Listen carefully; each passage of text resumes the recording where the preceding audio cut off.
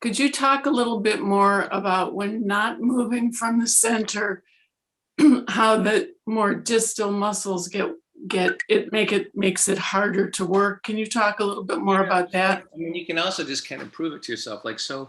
I mean, I've had to learn this a lot. I mean, remember, I'm paralyzed from the chest down, so I don't have the same abdominal control that a lot of you have. And then you add to this that I've torn both rotator cuffs, right?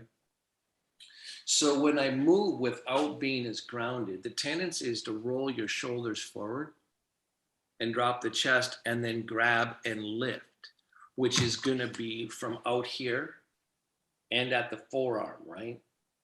So, but if instead, if I come forward on my sitting bones and make a good base, so now I'm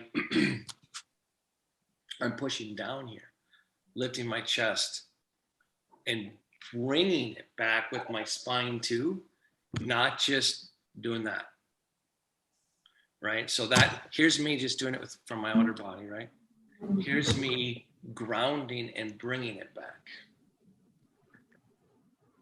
One of them is less wear and tear, and you'll feel it, right? Yeah. But it doesn't mean that every time you pick something up from a distal place that you can do this level of grounding. So this is where like practicing matters. So the more you practice in a yoga pose or in a yoga class, then eventually your brain, like right now, when I would go to pick this up, I would never pick up this liter water thing without like putting my hand on the table first and doing that, right? Whereas I might have thought no big deal about it before, right? So your brain's already figured out a whole bunch of this stuff. Yeah. Right, to protect. Does that answer your question, or do you have some other? No, that does. I mean, it just speaks more to just, mindful awareness of movement. So yeah, for sure. But it's more like not having your mind. It's more like it's not just mindful. So what you're calling mindful, I would rather call consciousness, right? So it's not just that I want you to be more mindful of how you pick up. It's like literally feel what works best. So my mind by itself would not know that it needs to receive grounding from my body. But then once I do realize that, maybe you could call that mindfulness. But I want the asana to teach my body to my mind more, so my mind's receiving more. So it may just be semantics, the objection. Yeah. Right, but I think it's important.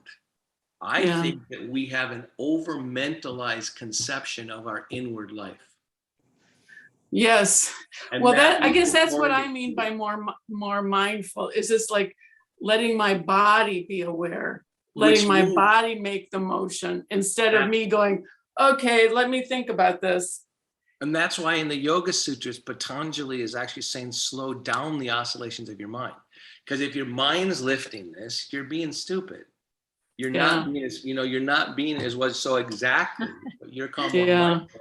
Patanjali would say that's actually calming your mind down and letting your spine and your body lead some of your movement. But I am finding that, this past year I've gone from walking with a walker to being in a wheelchair. And I've just recently rediscovered that I have a back of my body and my spine, everything has been in a forward motion with a walker. And my body's adjusted, yay body, did what it needed to do. And now I can kind of come back and, this spine can go somewhere different. And just quieting that and letting my spine, this has been illuminating for me, just this midline. And I realized that with my hands, just how much I've been so task oriented with my mind, it kind of left, put my body off to the side a little bit. So I'm processing all of that. And so, I'm just trying to, just hear what you had to say. That just kind of reinforces what I'm finding out. For sure. So thank you for addressing that.